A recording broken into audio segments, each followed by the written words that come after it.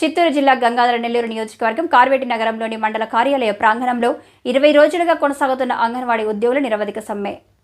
AITUC CITU మండల కార్యదర్శులు మమత రాధమ్మల ఆధ్వర్యంలో జగనన్నను చూసారా అంటూ కోలాటమాడారు. అనంతరం అక్క చెల్లెమ్మల గోడు వినబడలేదా జగనన్న అంటూ గొబ్బెళ్లు తడుతూ వినూత్న రీతిలో నిరసన తెలిపారు. సిఐటియు వాడ గంగరాజు మాట్లాడుతూ ఈ సంవత్సరం ప్రభుత్వం అంగన్వాడీ సమస్యలను గుర్తించపోయినప్పటికీ నూతన సంవత్సరంలోనైనా శుభాకాంక్షలతో సీఎం తీపి వార్త చెబుతారని ఎదురుచూస్తున్నామని, అలా కాని పక్షంలో సమ్మెను తీవ్రతరం చేస్తామని తెలిపారు.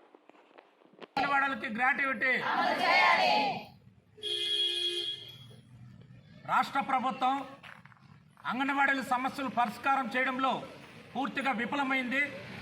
20 రోజులుగా అంగన్వాడీలు రాష్ట్ర వ్యాప్తంగా సమ్మె చేస్తున్నారు. తమ న్యాయమైన సమస్యల పరిష్కారం కోసం 20 రోజులుగా సమ్మె చేస్తూ ఉంటే జగన్మోహన్ రెడ్డి వాళ్ళ మంత్రి అనుచరులందరూ కూడా ఈరోజు అంగన్వాడీ వాళ్ళ సమస్యల మీద చాలా తప్పుడు ప్రచారం చేస్తున్నారు. ఆ తప్పుడు ప్రచారాన్ని రాష్ట్ర వ్యాప్తంగా ఇప్పుడే అంగన్వాడీలు చాలా సమర్థవంతంగా ఎదుర్కొంటున్నారు.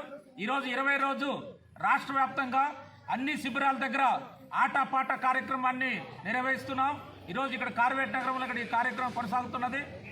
ఈ 2023 సంవత్సరం వీడ్కోలు పలుకుతూ రేపు 24 సంవత్సరానికి స్వాగతం పలుకుతూ రేపు మొత్తం సాంస్కృతిక కార్యక్రమాలు కూడా నిర్వహిస్తున్నాం.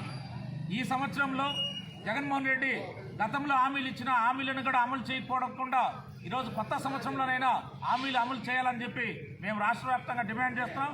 ఈ సమస్యలు పరిష్కారం చేయకపోతే ఈ 2-3 రోజులు రాష్ట్ర ప్రభుత్వం దిగిరాకపోతే 3వ తారీఖున నూతన సంవత్సరంలో కలెక్టరేట్లన్నింటినీ కూడా దద్దరిల్లే విధంగా ముట్టడి కార్యక్రమాన్ని చేయబోతున్నాం. అందులో రాష్ట్ర ప్రభుత్వం ఇప్పటికైనా కళ్ళు తెరవాలి. రేపు మన 2వ తారీఖున రాష్ట్ర వ్యాప్తంగా అన్ని శిబిరాల దగ్గర దున్నపోతులకి వినతి పత్రాలు ఇచ్చే కార్యక్రమం చేస్తున్నాం. అందువల్ల దున్నపోత మీద వర్షం పడిన కదలలేని పరిస్థితులు ఈ రాష్ట్ర ప్రభుత్వం ఉంది. అందువల్ల ఇంత అప్రతిష్ట పాలైపోతున్నా కానీ 1,00,000 మంది మహిళలు ఈరోజు వాళ్ళ గోడు వీధుల్లోకి వచ్చి 20 రోజులుగా వీధుల్లోకి వచ్చామంటే ఈ రాష్ట్ర ప్రభుత్వం ఇప్పటికైనా స్పందించుకోవడం దుర్మార్గం. అందువల్ల ఈ రాష్ట్ర ప్రభుత్వానికి భవిష్యత్తులో బుద్ధి చెప్పే పరిస్థితి రాకముందే వాళ్ళ ఆగ్రహానికి గురికాక